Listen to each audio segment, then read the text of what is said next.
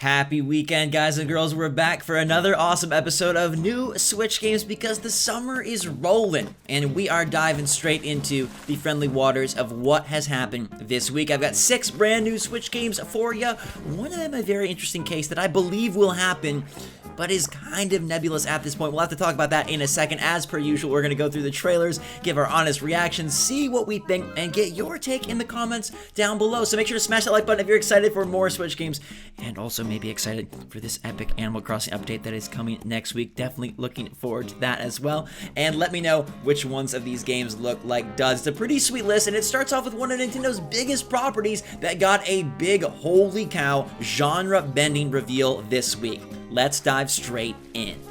Everybody was pumped and prepped for a big new Pokemon remake on Switch.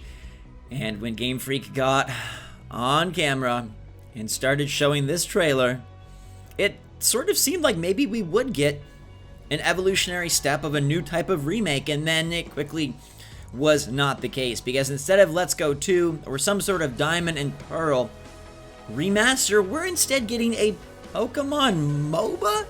It's almost incredible that this has not occurred as of yet, but this game is coming to both mobile and Switch. There's no release date. I honestly think, though, this could be absolutely massive. Now, don't get me wrong, a true Switch title would have been a better reveal, and maybe they didn't really prep us properly that this was going to be a 10-cent mobile joint. The video has like 150,000 dislikes, which is insane, but I do think it looks pretty nifty. Now, I'm not the biggest MOBA fan. I've never truly invested in League of Legends or Dota 2, but this has that crossover appeal in a way that something like Pokemon Go took the world by storm. Now, maybe it's not as universally accessible as Pokemon Go, but if you look at the user bases for MOBAs, which are still very popular despite them not being like the it genre anymore, this truly could be fun and awesome. And it's a free-to-play option on Switch that is going to bring some very unique multiplayer action with Pokemon. I hope that the game is done up really well. I'm sure there will be microtransactions and things of the sort, but Tencent, like, they know what they're doing, and they've had insane success kind of across the board. So it'll be very cool to see what Pokemon Unite becomes, and don't worry, I think eventually we are going to get those remasters and those Let's Go 2s anyhow. So if you're bummed, you probably won't be bummed for all that much longer. This one surprised the heck out of me.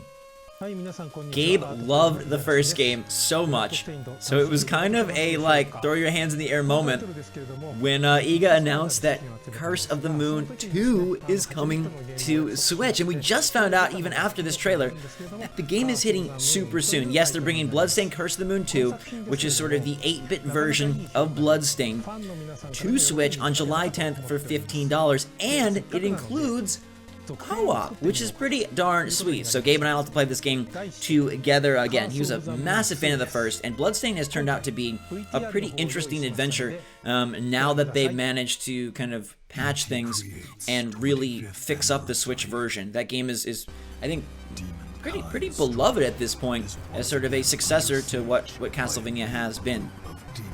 I like this one a lot. I played through this game. The 8-bit aesthetic really appealed to me, and the different powers and character swapping I thought was really fun, so I'm definitely on board and in for this one, and I know Gabe is losing his mind waiting 2 more weeks till July 10th. It's $15, which may seem pricey for a title of this, style, but remember, it is a brand new game despite it having, old school aesthetics, and the fact that they're incorporating co-op and some new stuff should be pretty darn fun. I personally love the aesthetic. It's got like this interesting like outlined look where the environments are very I don't know, they're much more dynamic than you'd expect, and the characters themselves look really like they stand out really well. And then we've got these new characters, like this giant train mech thing that I think is pretty freaking cool, and it's just, the sound effects are great. In a lot of ways, this to me is the best Bloodstained that has ever existed. I'm hoping that the sequel is able to just one-up the original and maybe, again, be the best Bloodstained that there is. Kind of turned out to be a pretty cool franchise, and one that has favored the Switch a lot, so I'm looking forward to this a lot on July 10th. Are you guys going to get in on Curse of the Moon 2? I know Gabe will. This right here is my favorite announcement in forever. I think this game looks absolutely perfect. Crash Bandicoot 4, it's about time. It is paying true homage to the classic gameplay mechanics of this franchise, and yet completely updating them for 2020 with multiple playable characters, different abilities, gorgeous graphics, and I'm sure some fun surprises and twists. I respect them so much for remaining really locked in and true to what genuinely made Crash Bandicoot Crash Bandicoot, and not trying to do like a generic 3D platformer, not trying to take it like a shooter, not trying to do some like massively multiplayer thing. They're just delivering Crash Bandicoot what Crash Bandicoot would be in 2020. And I think that's so impressive, and it reminds me a lot of how Nintendo approaches their products and their IP that have existed for many decades. Now, the bummer here is that thus far, Toys for Bob has not announced a Switch version. It's just Xbox and PlayStation. But given the fact that the Switch has developed such a rapport with Crash Bandicoot in the form of the Insane Trilogy and with CTR, I do believe we'll get this game eventually. It's not going to be day and date, but maybe later in the year, December, or perhaps even early in 2021. It's releasing on October 2nd for other platforms. It literally looks freaking incredible. It's now probably my most anticipated title, which might be crazy and saying a lot for a game that is based on a Bandicoot and a style of run at the screen gameplay that passed millennia ago. But you guys know, whenever these games go on sale, I highly recommend both of them. One, because I think there is a true quality floor with Crash Bandicoot that is impressive for something that originated long ago. And I think that the games run really well on Switch. I think they look really good on Switch. And I think somehow that gameplay style, whereas so many games that are remastered and remade feel antiquated, old, and boring to me, something about this platforming insanity has retained its challenge, its appeal, and its genuine fun. I had so much joy playing through the Insane Trilogy, and I think CTR, while challenging, is a fantastic alternative to Mario Kart, so I'm so hyped for a brand new adventure that capitalizes on all the gaming advancements of the last however many years. And I hope we don't have to wait years for this to hit Switch. I'm fingers crossed that it'll happen. I really think it will. Toys for Bob loves the platform. Activision loves the platform. It should happen. It's just going to be a bit of a wait, but hopefully we can wait that long. Are you guys going to pick this up elsewhere? Are you going to wait for a Switch version? Do you not think it looks good? If you don't, how do you not think it looks good? This seriously, like I said, has risen the ranks, and I am completely over the moon. It absolutely is about time. Unfortunately, no trailer thus far, but I did want to talk about Earth Defense Force World Brothers, which is making its way to the Switch thanks to D3. You guys probably are familiar with Earth Defense Force, a crazy, very B-tier shoot-'em-up where you're taking on gigantic insects and alien life forms that have attacked Earth. This one is developed by Yuke's, which has me a bit worried because they're the developers of many of the recent WWE games, but the graphics in the game look pretty freaking cool. It is taking like a voxel-based Minecraft aesthetic and bringing it to EDF, which looks pretty nifty and honestly is a great fit for Switch. It has a it reminds me a lot of 3D Dot Game Heroes. If you remember this title on PS3, man, that generation just was loaded with like mid-tier games that were actually of quality and of a caliber that was worth recommending and playing. I don't know if this game will reach that level, but it definitely kind of seems to be borrowing like that Lego Minecraft aesthetic. They say there'll be over 100 characters, up to 4-player multiplayer,